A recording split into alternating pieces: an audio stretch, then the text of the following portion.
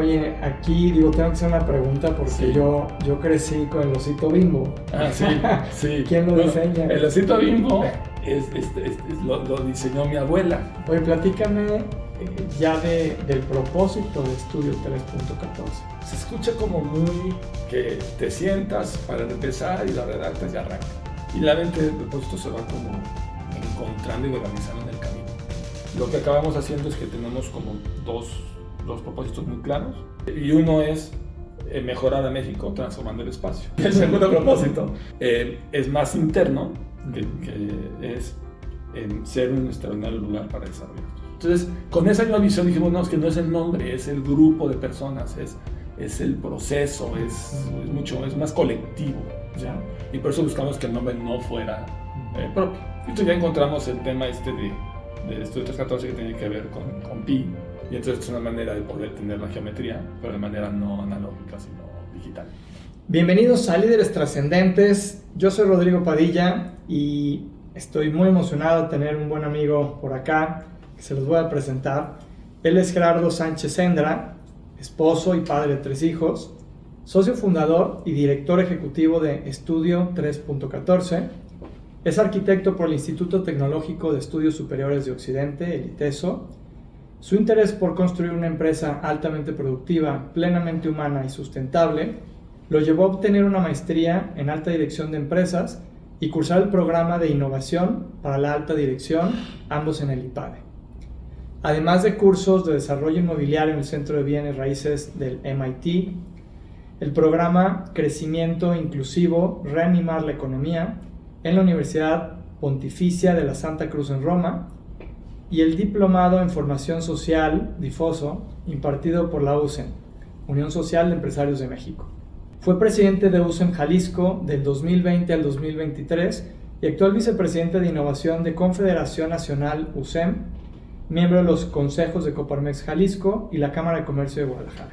Como director ejecutivo de Estudio 3.14, ha liderado su proceso de institucionalización y profesionalización constante, desarrollando equipos flexibles, autogestionados y multidisciplinarios que trabajan en procesos creativos y enfocados en generar proyectos sustentables, innovadores, factibles y de alto impacto, asegurando el cumplimiento de los compromisos y la superación de las expectativas de clientes y colaboradores. Bienvenido, Gerardo, qué gusto tenerte por acá, te veo. Muchas gracias, mi estimado Rodrigo, por la invitación. Es un gran placer estar aquí en este gran proyecto. Muchas gracias, y pues siempre me gusta arrancar pues con los orígenes, ¿no? Entender quién es Gerardo, de dónde viene. Platícanos un poquito tu historia, y por ahí sé que hay 3 personas, 3 figuras que fueron fundamentales, que tocaron tu vida desde muy pequeño. Sí, muchas gracias. Bueno, yo nací en la Ciudad de México, luego ya cuando tenía 12 años nos mudamos acá a Guadalajara, que nos acogió muy bien y estamos muy contentos de estar aquí ya bastante tiempo.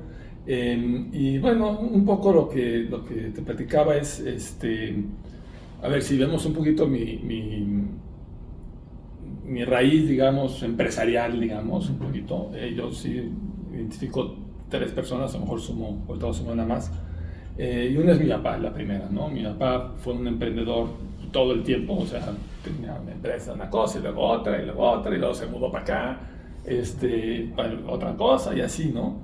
Hasta que ya después estableció una empresa que duró más tiempo con ella aquí en Guadalajara.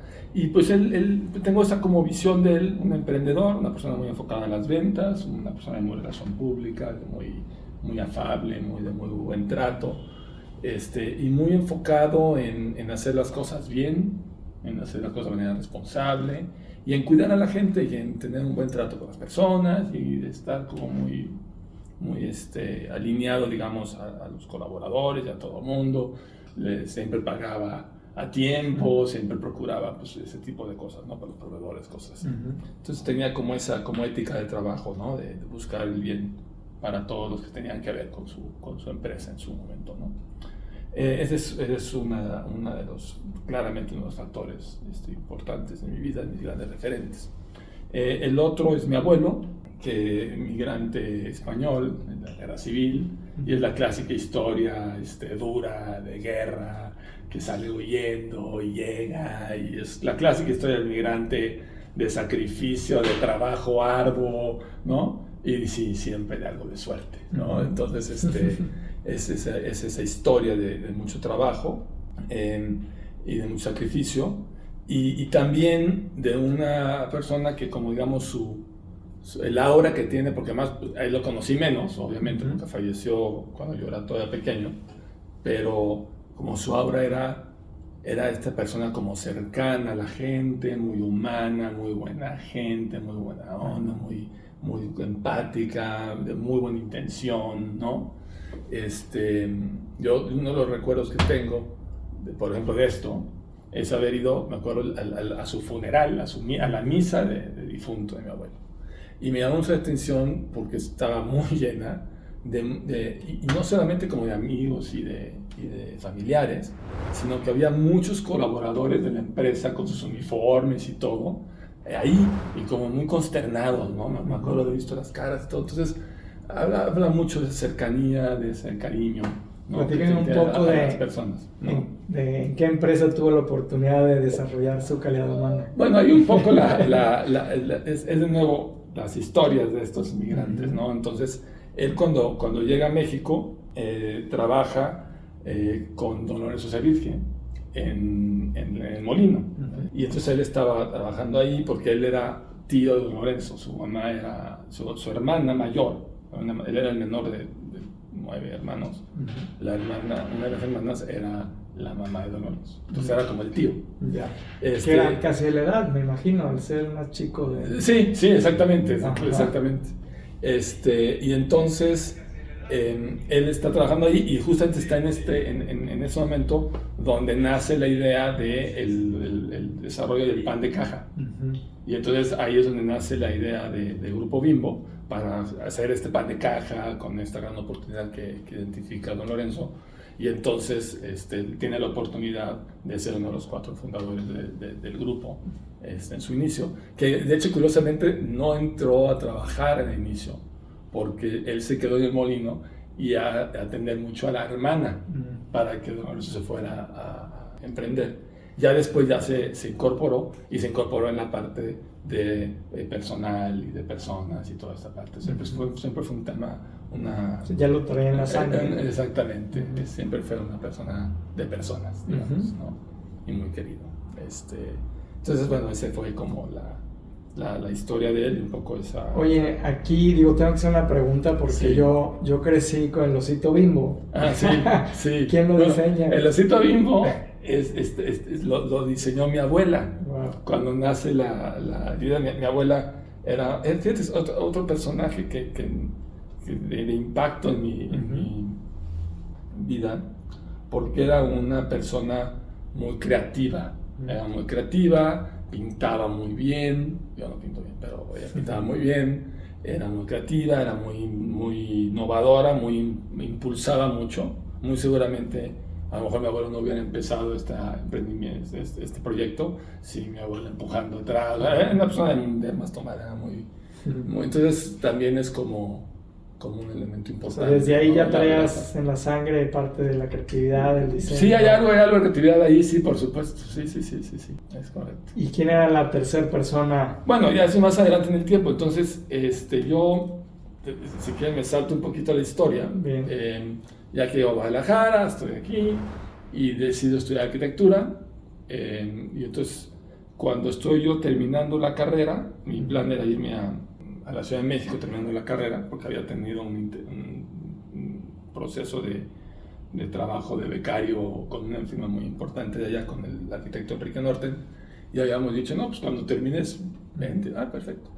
Y estando yo haciendo mi tesis y eso, un compañero de la carrera había iniciado su estudio de diseño junto con su papá. Su papá era un desarrollador inmobiliario y constructor en Puerto Vallarta. Entonces me dijeron, antes en lo que terminas, ayúdanos con este proyecto de una casa, ¿no? Entonces dije, bueno, está muy bien, porque así estoy, mientras hago la tesis, puedo trabajar en esto. Y empecé a trabajar en eso, y la verdad es que como que nos complementamos muy bien y funcionó muy bien, y de una cosa llegó a otro, y un proyecto y otro, no sé qué, y terminé asociándome con Leonardo, mi socio de Estudio 314, Leonardo Díaz Borioli, y entonces entré de socio con él y su papá. Y en ese momento, luego mi socio se va a estudiar la maestría y luego hace el doctorado fuera. Él estudió en el MIT la maestría y el doctorado en Princeton. Y yo me quedé pues en el estudio, ¿no? Uh-huh. Y trabajando muy cerca con su papá, el arquitecto José Díaz Escalera. Y esa es otra persona que me marcó muchísimo en mi vida profesional, porque es, digamos, el que me enseñó, me introdujo al mundo de la obra y del desarrollo inmobiliario y todo ese tema de los clientes de manera muy directa, ¿no? Entonces, fue una experiencia muy bonita, y de cierta manera, al no estar mi socio, como que la interacción con él fue mucho mayor que si hubiera estado, ¿no? Entonces fue muy rica y la verdad es que una persona muy generosa, en el sentido de que, pues sí, o sea, enseñaba, decía, compartía todas las experiencias, daba espacio para que tú hagas lo que tengas que hacer, pero... Entonces, siempre supervisando, pero dejándote hacer. Sí, muchísimo. Y era una persona además con una capacidad social muy importante, muy querido. Vallarta, en paz descanse, ya murió el año pasado. Y era muy querido en Vallarta, o sea, era un personaje en Vallarta.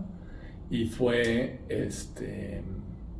pues una persona muy importante en ese sentido, ¿no? Una cosa que aprendí de él muy importante es, él no se tomaba muy en serio, él sabía reírse de sí mismo, o sea, wow, se tomaba de ligera, y eso me parece muy importante, y luego a lo mejor, te diría, luego es difícil eso en el medio de la arquitectura, ¿no? Se sube el ego a veces, ¿no? Exactamente, entonces, pero pues yo empecé por ahí, entonces la verdad es que eso se lo aprendí mucho, la verdad. La aprendí mucho. Qué interesante, porque por un lado te da todo este aprendizaje que a veces al arquitecto le hace falta, ¿no? O sea, el arquitecto a veces se mete a su creación, al diseño y todo, pero toda la parte dura de clientes, de salir a vender, de la obra, ¿no? Sí. Y por otra parte también pues, la parte humana, la parte de dejarte hacer, que creo que después es algo que se plasma en tu estudio, en tu gente, ¿no? O sea, el darles esa oportunidad, sí, ¿no? Y una altísima exigencia. No, nos ponemos regañados. Esto no está bien, esto no está bien, esto no está bien. Mucha exigencia, pero al mismo tiempo con chistes en medio, pues. Entonces, toda una experiencia, ¿no? Toda una experiencia. Pues, entonces, sí. ¿Y quién era Pepe Knights? Pepe era él, exactamente, ¿no? José Díaz Escalera de día, Pepe Knights de noche. Sí. Un camaleón cambiaba. Sí, no, era maravilloso, era una persona maravillosa. Y luego, por otro lado, también mencionar un poco en el camino de desarrollar el estudio y eso, pues la otra persona pues, es mi socio, ¿no? Uh-huh. Que pues ya tenemos, el estudio tiene desde el 2000, pues ya tiene sus añitos. Uh-huh. Y es muy curioso porque fuimos compañeros de la carrera, pero realmente nunca fuimos amigos como tal. O sea, nos acompañamos, llevábamos bien y lo que sea, pero nunca fuimos muy cercanos. Y de hecho, de nuestra generación es así, que yo, como que qué raro que estos dos estén de socios, ¿no? Entonces, es curioso, pero justamente es por eso, ¿no? Me parece que nos complementamos muy bien, y eso pues es lo que ha sido la llave de la permanencia de la sociedad, ¿no? En ese tiempo. Y tiene un poco que ver con eso, y con él le he aprendido muchísimo. O sea, es una persona súper preparada, de muy pues, alto nivel académico, muy profunda de pensamiento, con mucha claridad, o sea, no te deja salirte fácil, salirte por la fácil. Hay que argumentar muy bien, hay que soportar las cosas bien, hay que ver los diferentes ángulos, es muy crítico, entonces las preguntas son muy buenas, entonces te ayuda mucho como a reflexionar y darle bastantes vueltitas a las cosas y ver los ángulos que no los veas antes, cosas así. Entonces eso funciona muy bien. Y por otro lado, pues es un innovador nato que va como pasos adelante, ¿no? Entonces siempre está pensando en cosas completamente innovadoras, está pensando en otras maneras de generar valor, otras maneras de... Entonces siempre está como pensando acá, entonces es una dinámica muy interesante que va como allá adelante y aquí estamos tratando de armar, ¿no? Lo que va a pasar. Claro. Entonces, Tú vas poniendo las alas al avión, entonces ya está volando. Exactamente, ha sido muy enriquecedor, ha sido una experiencia muy enriquecedora y un poco la evolución del despacho responde a eso, ¿no? A esa dualidad diversa, digamos, ¿no? Hoy dicen que es mejor hacer negocios y luego amigos, es decir, encontrar un equipo multidisciplinario, más allá de que sean tus cuates, sino que con alguien que te entiendas en términos profesionales y sean disciplinarios. Sí. Y después la amistad se empieza a dar por ese respeto, esa admiración, en lugar de hacer negocios con amigos, donde a veces lo primero es la amistad, pero resulta que a veces en términos profesionales esos talentos a veces no empatan, o esas visiones, claro. Y a veces hasta termina fracturando la amistad por lo mismo, ¿no? Sí, por supuesto. Sí, definitivamente. Y claro, lo acabas de decir muy bien, o sea, una de las bases por lo que yo creo que ha funcionado también la sociedad es por el respeto mutuo que nos tenemos. O sea, yo respeto muchas cosas de él y asumo que y él muestra respeto a ciertas cosas de mi parte, entonces eso creo que es lo fundamental, ¿no? Claro. Oye, platícame por qué no Sánchez y Díaz asociados. Bueno, uno porque Sánchez y Díaz, no están como muy catchy los nombres, pero no, realmente cuando hicimos el despacho... Hago la pregunta 2000, porque... Es lo normal, ¿no? Normalmente los despachos de diseño, de creadores, pues va el nombre, ¿no? Del autor, del creador. Sí, y eso, fíjate que cuando hicimos el estudio en el 2000, todavía era más común, o sea, no tener el nombre en el despacho era un handicap. Una mala idea, un handicap. O sea, era una mala idea. O sea, todo el mundo decía, pero ¿por qué? El mismo Pepe Díaz nos decía, no, o sea, no puede ser. O sea, y en general, o sea, no gustaba mucho la idea.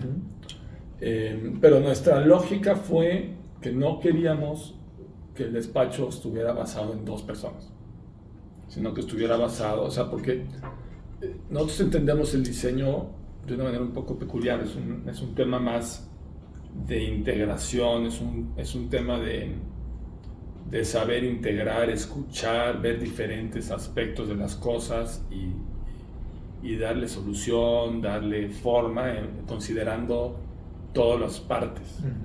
Y entonces, nosotros, por ejemplo, una cosa que nos pasa es que no tenemos como un estilo muy claro, que por lo general ves obras, mira, es de tal, es de tal, es de tal.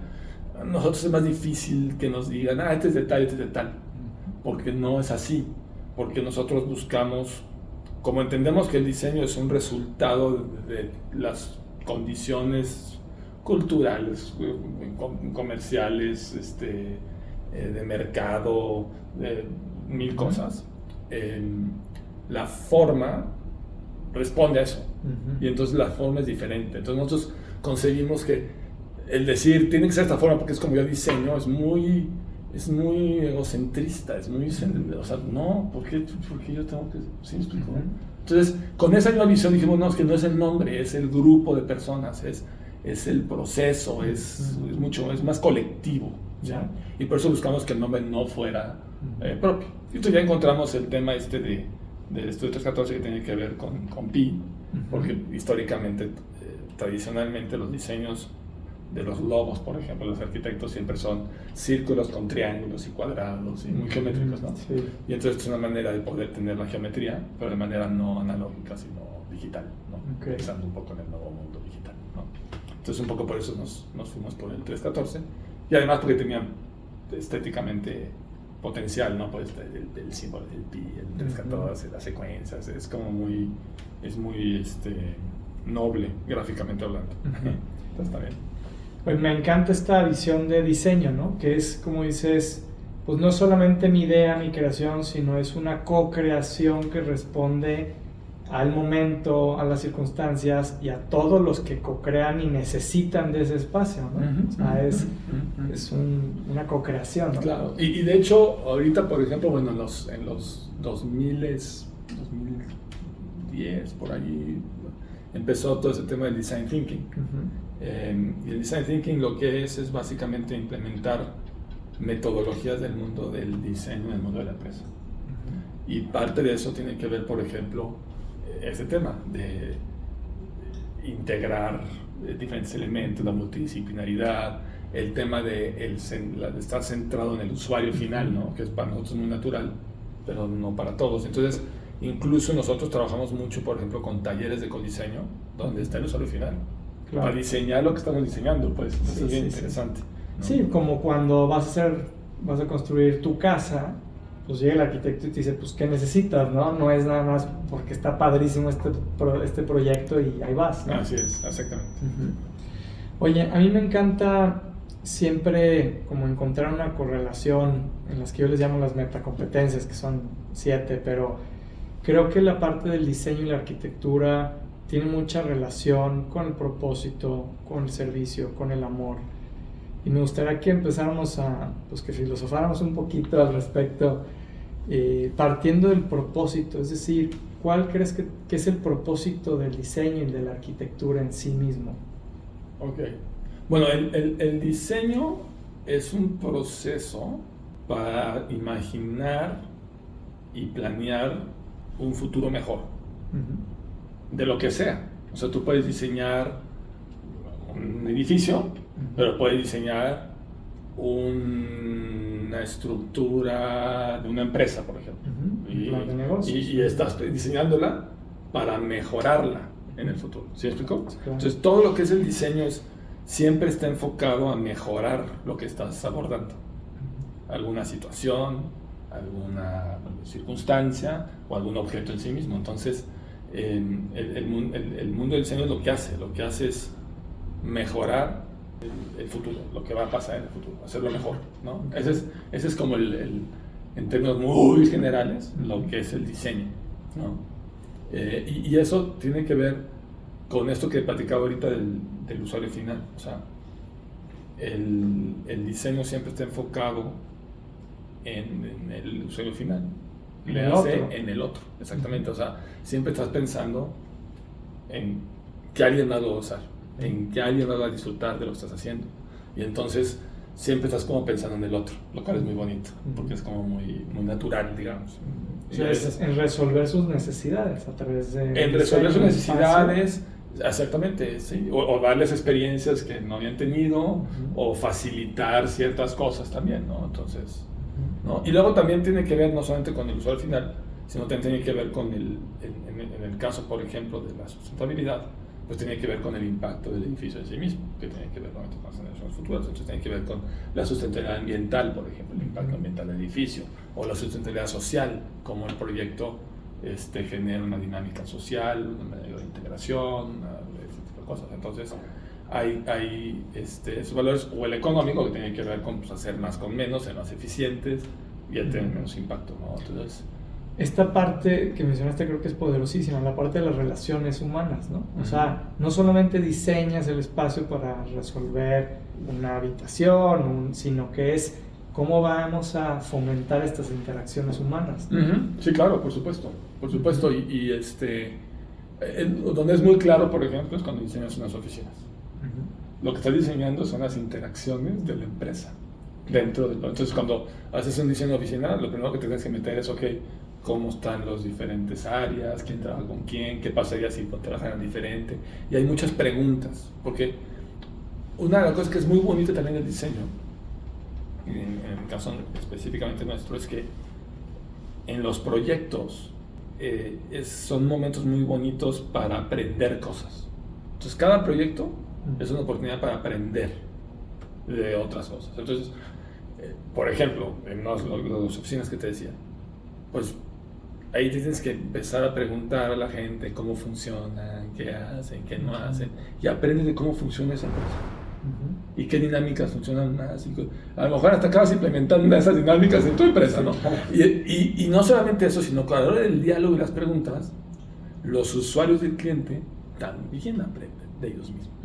Porque están reflexionando sobre su actuar, sobre sus cosas. Y eso pasa con todo. O sea, haces un hotel, pues cómo está la operación, etcétera, etcétera. Entonces hay muchas preguntas atrás del diseño. Siempre se pregunta mucho, ¿no? Entonces me parece que está lleno, el proceso de diseño está lleno de preguntas, que tienen que ser buenas preguntas, y que le ayuden a todos a conocer más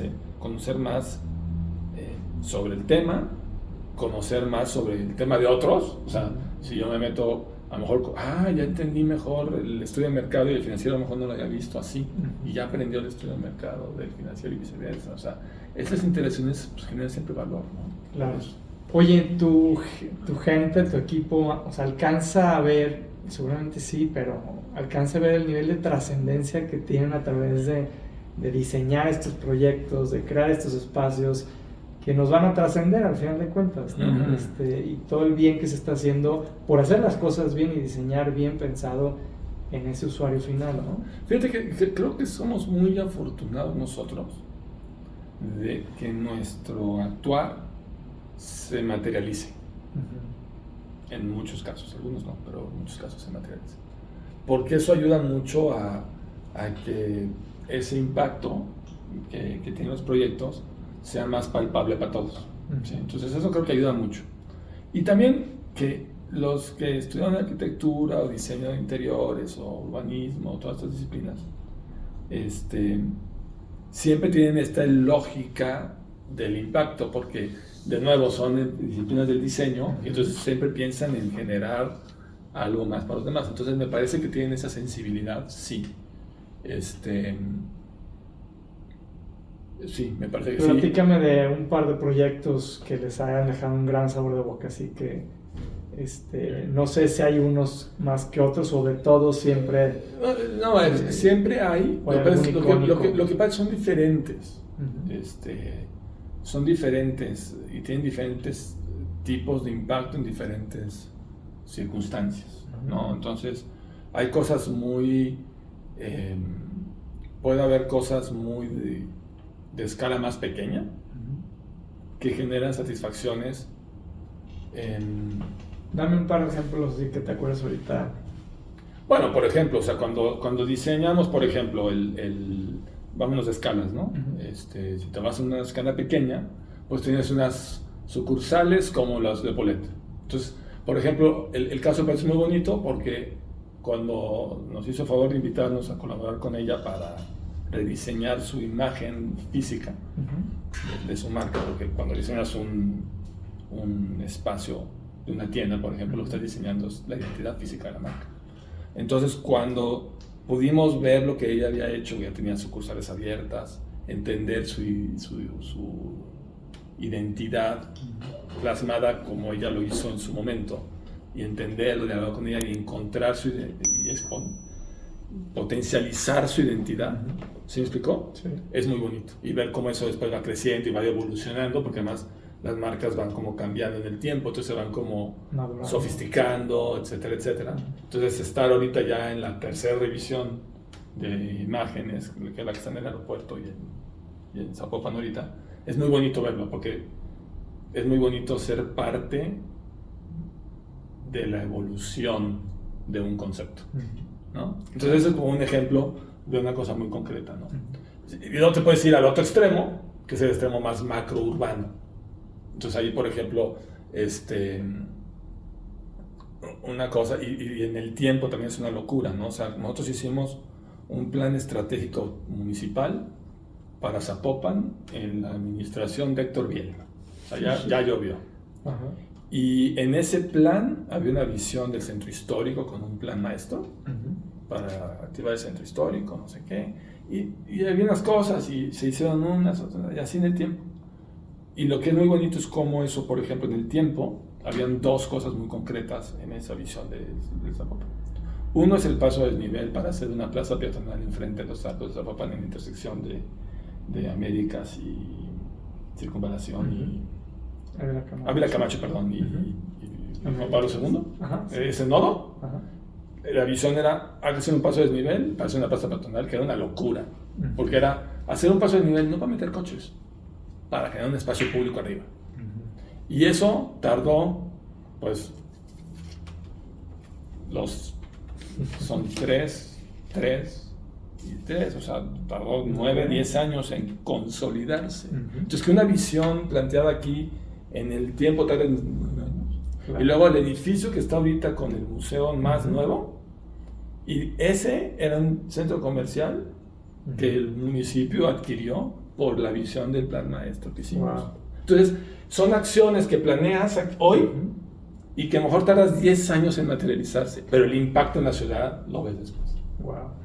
Entonces tienes como esos dos ejemplos de escalas muy, muy diferentes y de tiempos muy diferentes, ¿no? Y eso es otra cosa muy interesante en nuestro estudio, y que tiene que ver con la multidisciplinaridad, el valor de la diversidad del conocimiento. O sea, si hacemos interiores, arquitectura, paisajismo, planeación, entonces el estar en un espacio hablando de temas muy macros de planeación y luego tener otra reunión de detalle de la barra de un centro de consumo, es muy padre. Porque y luego tienes amplitud. El interiorista y el arquitecto dialogando, y luego el urbanista, y cómo entonces el edificio se conecta con la ciudad. Es muy enriquecedor.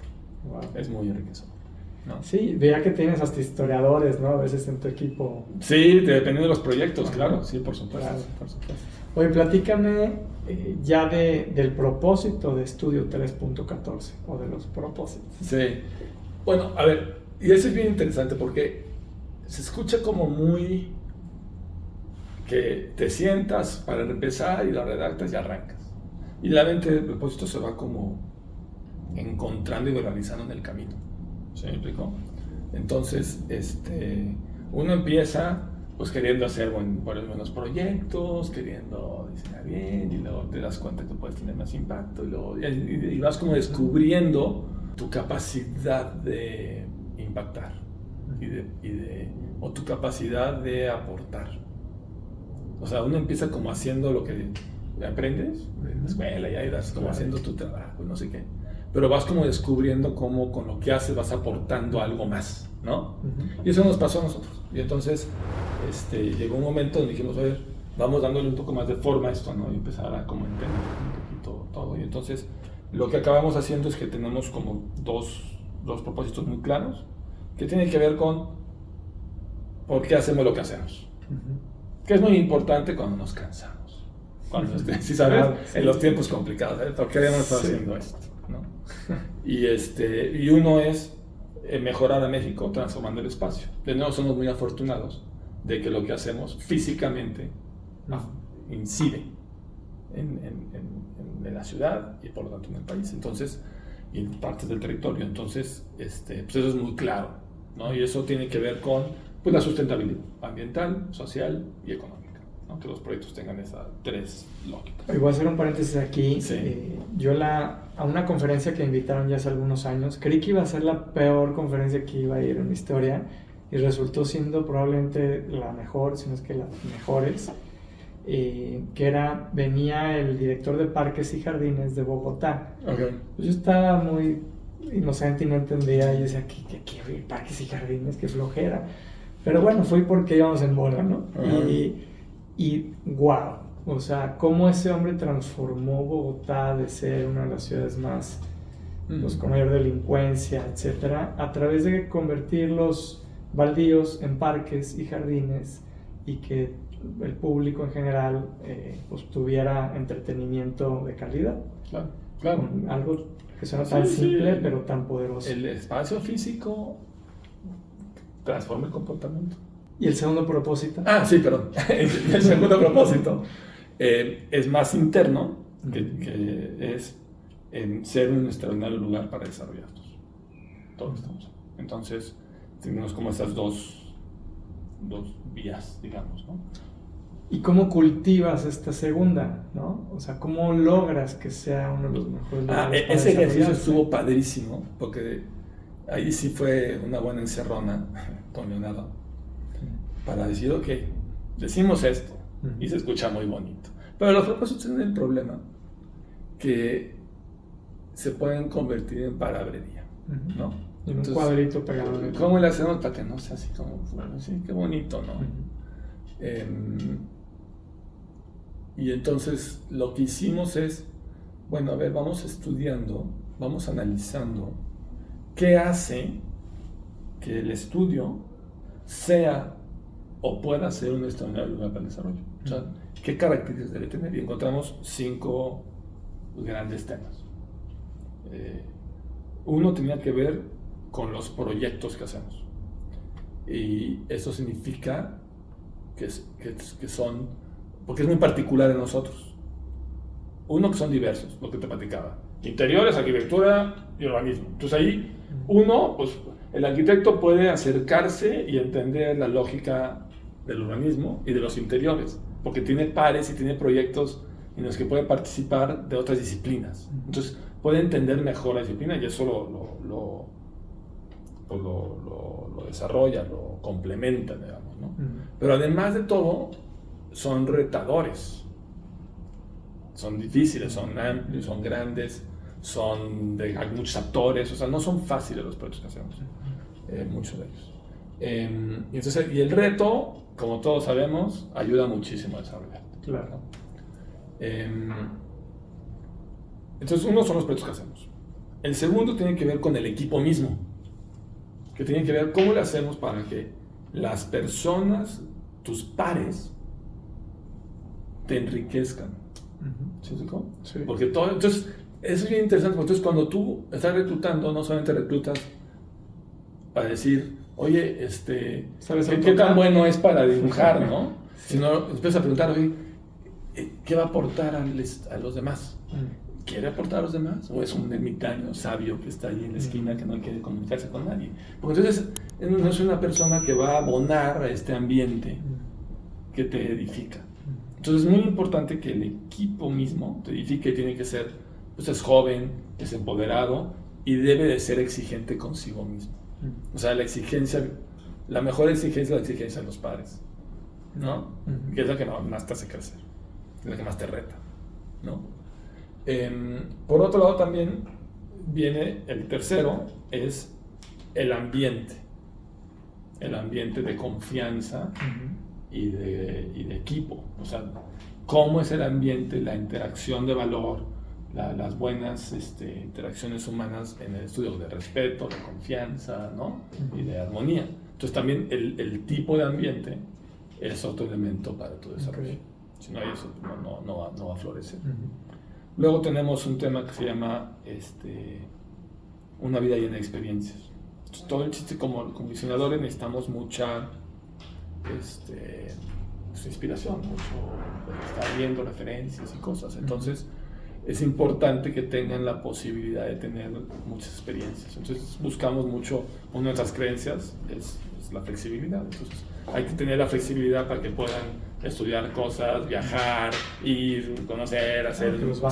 Tiene que nutrirse de otras cosas. Entonces la flexibilidad para lograr tener una vida de experiencias es importante. Entonces eso vale la pena. Y la última, la quinta, es una vida balanceada. Y eso tiene que ver porque los arquitectos estamos mal educados, en el sentido de que estamos muy acostumbrados a las repentinas y a no dormir y a estar ahí cuando suena el himno nacional y ay, suena todos, hay que movernos rápido que ya va a ser ¿no? Entonces traemos ese chip, entonces tendemos a tener un mal balance de vida. Y entonces en el estudio creemos que vale mucho la pena, también un poco por la experiencia, vida de experiencias, pues que tengas un balance de vida. Entonces cuidamos mucho ese tema, ¿no? Esa es la quinta. Y esto es un poco lo que nosotros acabamos llamando y acabamos concibiendo el estudio, y me parece que así se debe concebir todas las empresas, como un ecosistema para el desarrollo. Entonces la pregunta es, ok, un ecosistema que es como medio natural de diferentes características, que hace que hablando de ecosistema, los organismos vivos, en relación a ellos mismos y a las condiciones de su entorno, se pueden desarrollar, ¿no?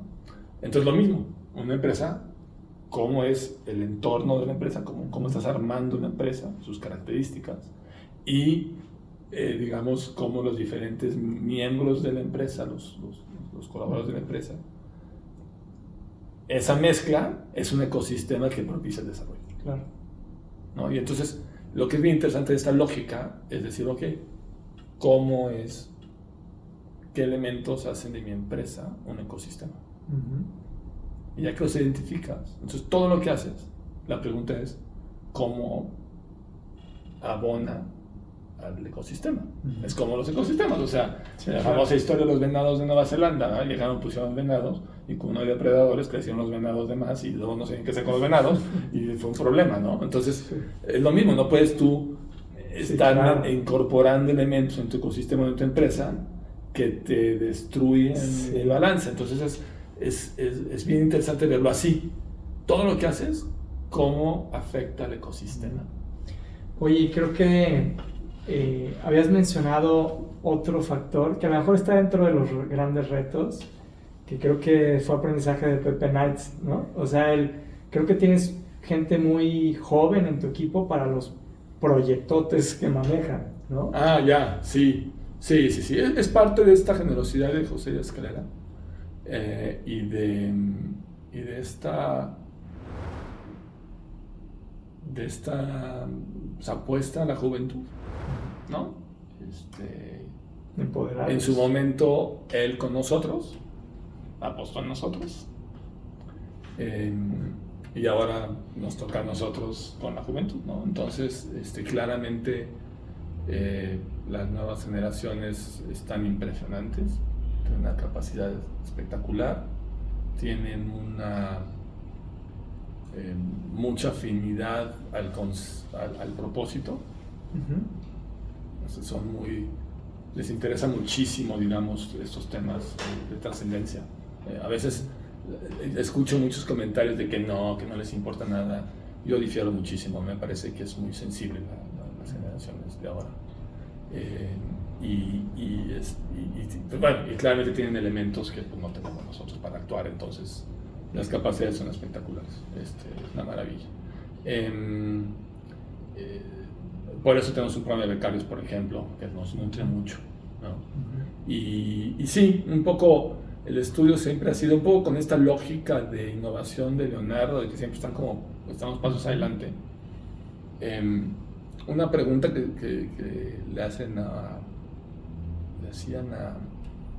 uno de los directores de IDEO, una firma de diseño importante, le decían, oye, y me preguntaban, ¿has diseñado alguna vez una silla, por ejemplo? Y él decía, pues no, pero no se trata de eso, se trata del proceso de diseño, o sea, da igual si es una silla o es un carrito de súper, el chiste es la lógica del diseño, esta visión del diseño, este proceso de diseño, ¿no? Entonces con el proceso de diseño puedes abordar un poco todos los temas. Y es un poco, es este tema de innovación, ¿no? Estamos siempre haciendo cosas nuevas, etcétera, etcétera, y aventurándonos a hacer cosas que pues, nunca hemos hecho antes, pero creemos en el poder del diseño y creemos en el potencial que tiene el diseño cuando integra a varios actores para hacer el cambio. Y en ese sentido, con la misma lógica, también creemos mucho en que los colaboradores pues agarren el control de los diseños, pues, ¿no? Y de la misma manera en que nosotros no creíamos que el resultado de un proyecto es lo que diga Leonardo o Gerardo de cómo debe de ser, y aquí diseñamos y tú dibujas, nosotros somos mucho más de decir, no, el autor es el estudio, y tú eres el diseñador del estudio, tú eres el gerente, y el gerente es el autor del proyecto, es el que lleva el proyecto, ¿sí? Nosotros colaboramos, igual que colaboran los demás, pero les damos mucho, pues mucha cancha, mucho margen de maniobra, definitivamente. Oye, y cuando están en pro de la innovación, con tanto joven, proyectos complejos, pues me imagino que hay errores, y yo he visto pues, que hay dos ópticas en las empresas. Una es tajante en contra de quien cometió el error, ¿no? Muy, pues sí, ¿no? Detrás o sea, siempre observando lo que está mal. Y la otra óptica de más bien cómo utilizamos el error para aprender y no volverla a regar. Y porque si no, pues aniquilas la innovación, ¿no? Claro, o sea, ya no me van a dar ganas de volver a proponer nada, ¿no? Sí, ¿Cómo manejan ustedes esto? Que tiene que ir, creo que parte de su esencia. Pues sí, es eso, es asumir que ese tipo de problemas pues son capacitación, ¿no? Son capacitación, pero la clave, que también es un tema del diseño, es este tema de fail fast, fail often, o sea, El chiste es cachar el error Y fail rápido. low cost. Exactamente, entonces todo el chiste es agarrarlo antes para que no sea un monstruote de problema, sino agarrarlo en el proceso, y para eso sirven mucho esos procesos abiertos, porque entonces los actores te validan mucho en el proceso, entonces ayudan mucho a prevenir, a evitar que llegue grande. Y yo te dije esto de los actores, ese es otro factor del ecosistema, la metodología que usamos, porque este proceso abierto, por ejemplo, hubo una gerente que hicimos un proyecto que estaba vinculado e incluía las proformas financieras para poder validar escenarios de qué tipo de componente del proyecto podría funcionar mejor en cuanto a programas, si era hotel o era edificio. Y entonces ella nunca había visto una proforma financiera, ¿se explicó? De manera profunda, pues. Claro. Y entonces tener esas reuniones con el financiero para ver cómo, si movía el tamaño del cuarto, se movía la proforma financiera, pues ese aprendizaje es maravilloso. Claro. Entonces, o sea, también el diseño, el proceso de diseño abierto que te saca de tu especialidad, de tu mundillo, te abre tu perspectiva. Y claro, esa persona hoy es mejor porque entiende el aspecto financiero del diseño, lo que es muy interesante. Hoy quiero brincarme a otro suceso de tu vida importante que fue la UCEM. Sí. Que me platiques un poquito cómo ya traes esto en la sangre y cómo entras de presidente para ir aterrizando. Estamos ya yendo hacia el final de este podcast, para empezar a ver realmente de manera práctica esto cómo ha fraguado en Estudio 3.14. Ok, buenísimo. Pues mira, entonces, en el tema de UCEM, como tú sabes, la UCEM la formó entonces empresarios de Unión Social. Entonces, de cierta manera, digamos, hay toda esa filosofía dentro del grupo, ¿no? O sea, eso está dentro de esta visión de la vivencia, de los valores, de los principios sociales en la empresa. Es parte medular del grupo, por un lado. Por otro lado, mi papá siempre lo vivía, de manera natural. Luego, cuando a mi papá lo acercan a la UCEM, por la misma relación que había, él, digamos que le da como orden, o le da como estructura a esta visión que ya tenía, ¿no? Un poco. Y entonces ya se podía entender mejor, se podía codificar, digamos, ¿no? Y entonces yo siempre como que viví con este lenguaje y con este tipo de empresa, o sea, basada en valores. Exactamente, entonces, o sea, nunca escuché en mi entorno familiar el que le jinetea la lana al proveedor, pues. O sea, mi papá se preocupaba porque cómo entonces pedía un préstamo para pagarle al proveedor. O sea, esa era como la lógica. Sí. Entonces, la lógica era muy diferente. Entonces, siempre he tenido como esa visión. De lejos, porque no estaba en la empresa, pero lo que vas escuchando. Entonces, yo, después no comenté eso, pero estudié la maestría en el IPADE, que me ayudó muchísimo para ampliar mi icono visual. Y después del IPADE estudié el DIFOSO, 2007 el IPADE, 2012 el DIFOSO, por ahí. Y lo estudié y estuvo bien, porque de nuevo tienes como esta estructura más clara, tienes los conceptos más claros, pero honestamente tampoco me generó mucho impacto porque ya tenía yo como un poco ese bagaje. Pero la verdad es que se quedó un poco ahí. Y la verdad es que no, o sea, ya lo tomé muy bien y seguía con el estudio y hacías cositas y habías avanzando y sí, ahí vamos, ¿no? Traías algunos temas ya avanzados, lo que sea. Pero luego lo que pasó es que mi mejor amigo de la maestría, Eugenio Cárdenas, tomó el DIFOSO. Y me habla, no, tienes que tomar este programa, es una maravilla, porque le generó mucho impacto. Y dije, no, ya lo tomé. Y dije, bueno, está muy bien, pero entonces vente, use, no sé qué, yo estoy muy activo. Entonces empecé a estar más activo pues, con Eugenio. Y luego ya él fue presidente y luego yo lo sucedí. Pero lo que es interesante de esta reflexión es que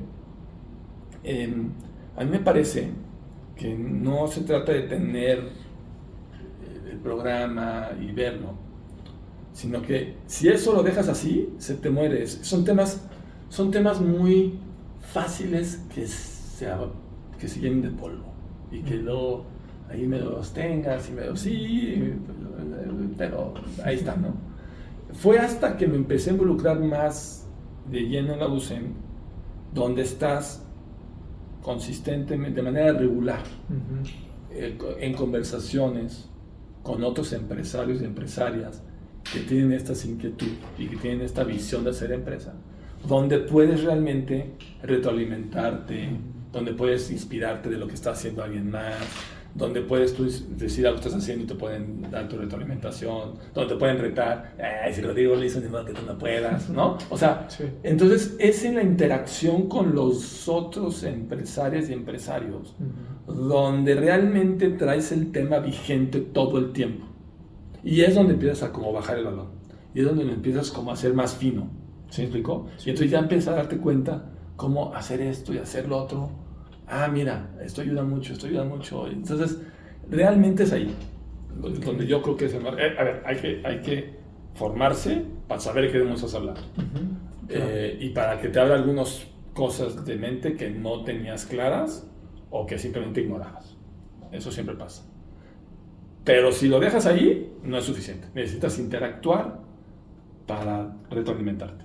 Sí, como yo tuve la oportunidad de tomarlo y me pareció fabuloso, pero igual como que son conceptos tan abstractos que es como que te siembran la semilla, pero florece en la medida en que estás interactuando con los demás y como que te va quitando velos, ¿no? O sea, claro. Tienes el concepto, pero no lo había visto que la solidaridad la podemos vivir de esta manera, ¿no? Claro.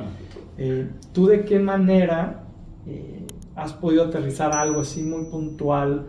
O hace rato platicábamos un poco del bien común, ¿no? A veces suena un poco complicado a veces de digerir, y más para alguien que no ha pasado por una formación así. Claro. Platícame un poco. Te diría, mi padre tenía de hecho muchas discusiones con algunas personas de UCEM, porque mi padre era muy práctico, era muy de acción.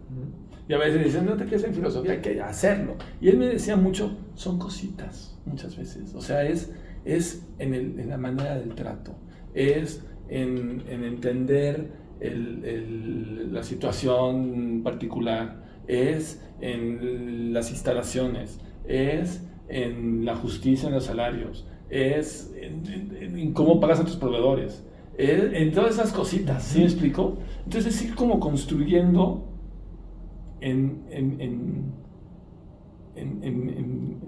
poco a poco. Uno, construir tu ecosistema de desarrollo. Eso es muy importante, ¿no? Y luego ver, entender, pues, cómo jalan con tus proveedores, cómo juegas con todos los stakeholders, ¿no? Entonces, pues, digo, no sé cuánto tiempo tenemos, pero la aplicación, por ejemplo, pues, ¿cómo es tu inducción? Para que realmente la persona pueda entender bien todo, que se siente escuchada, que pueda conocer a las demás personas, que tenga las capacidades y lo necesario para poder hacer lo suyo bien y pueda desarrollarse como Dios manda, etcétera, etcétera, ¿no? O sea, cosas así, ¿no? Que parecen mentira, pero son muy relevantes, ¿no? Y entender todos estos elementos. Fabuloso. Y me gustaría, para ir cerrando, que nos compartieras un par de consejos.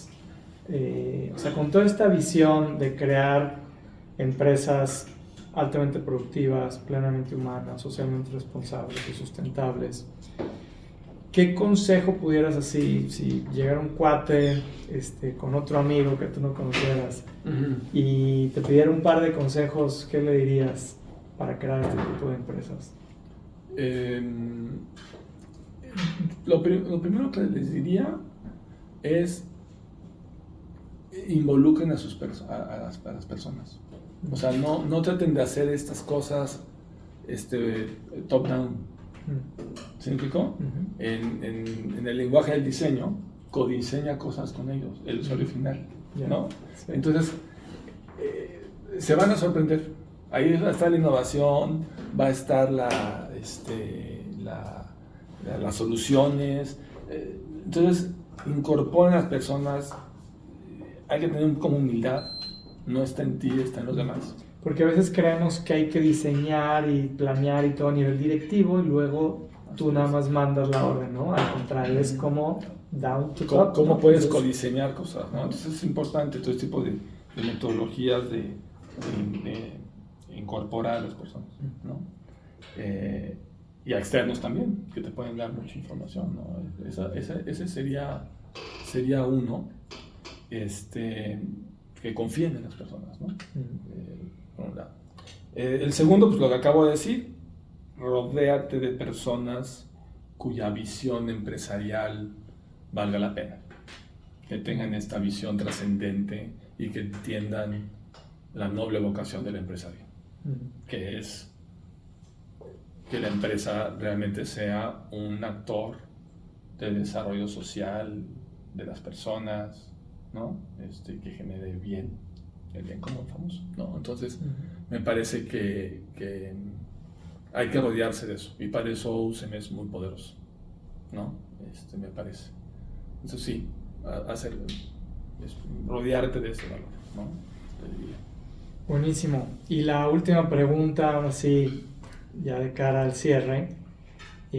Siempre me gusta preguntarles que si hoy te tocara colgar los tenis y te llamaran ya a entregar el equipo, pero te dieran la oportunidad de regresar 5 minutos, ¿cuál sería tu consejo final que darías en general? No sabes lo complicado que está la pregunta, porque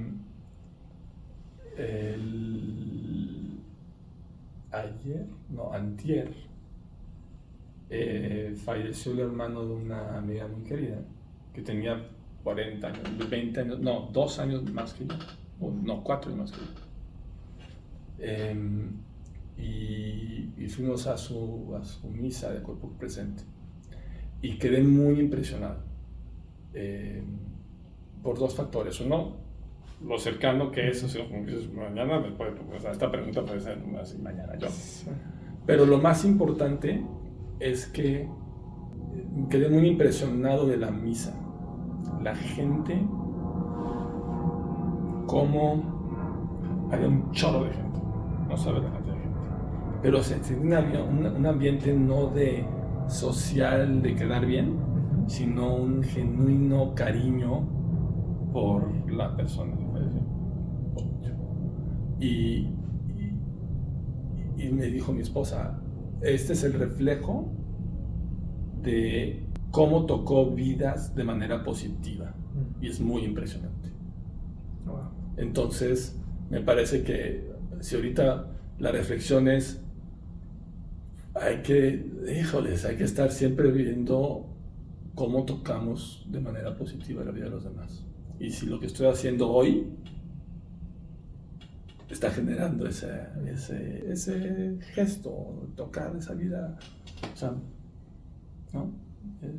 Me quedó muy claro, y me tocaste una cifra sensible porque es muy reciente, y es eso, se trata de eso. Porque decía un maestro de la UCM, que eres la suma de las personas que ayudas a brillar, que ayudas a brillar. Wow. ¿No? Entonces me parece, eso lo decía Pablo Mock. Y me parece que de eso se trata. Yo creo que a veces estamos inconscientes de que realmente cada acción que hacemos estamos impactando y trascendiendo en los demás positiva o negativamente. Así es.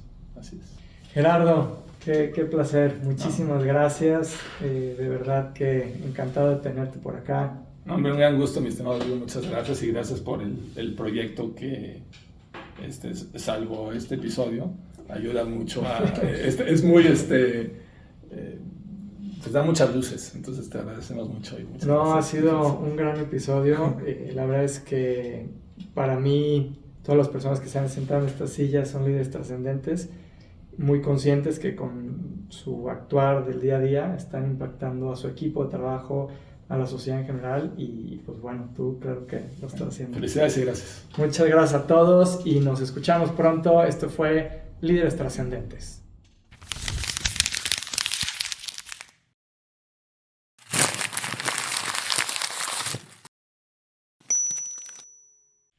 Pues no llegamos a la minucia, pero bueno, era muy difícil llegar a la minucia. No, bien, ¿no? Muy padre. ¿Cómo te sentiste? Muy bien. ¿Sí? Sí, muy bien. Bien, muy bien. Me gustó mucho. ¿Te Sí. gustó?